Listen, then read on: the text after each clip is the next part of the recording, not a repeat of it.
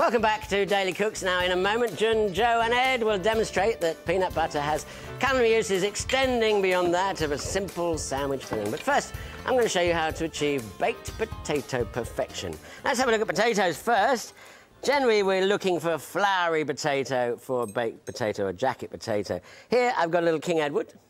Here, I've got a red Desiree, and here, we think this is a Maris Piper, but on the label it just said a baking potato. But Maris Piper, red Desiree, and King Edward, good potatoes for baked potatoes. Now, what did people do with potatoes? First one, they often do, because I think they're saving time, is they prick the potato all over, and then just wrap it in some foil, and they bung it in the oven. No, no, no, no! This, you are steaming the potato by doing that. Let's have a look at it. Inside, it will be damp. There you go. Look, it's wet. It's horrible. You cut it inside, and it's watery, and it's cloying and horrible. We don't want that one. No. Next thing they do is they take a potato like this or like this, and they bung it in a microwave. 20 minutes in microwave, or 10 minutes in microwave, apologies, and 20 minutes in the oven. I'm not so sure that's good. It saves time, yes, but let's have a look inside. Well, surprisingly, the skin is quite leathery, which we're looking for.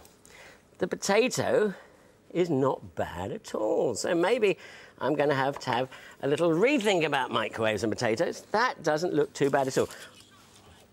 And this one, they've put a skewer through the middle because they feel that heat conducts all the way down the metal tube, pushing heat into the middle of the potato, and it cooks quicker.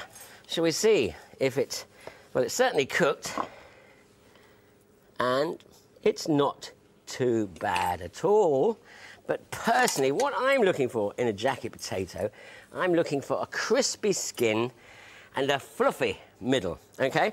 Now, that is achieved, in my purpose, by just going back to the old-fashioned way of bunging in an oven at 190 degrees, gas mark 5, for between an hour and a half to 2 hours, depending on how big the spud is.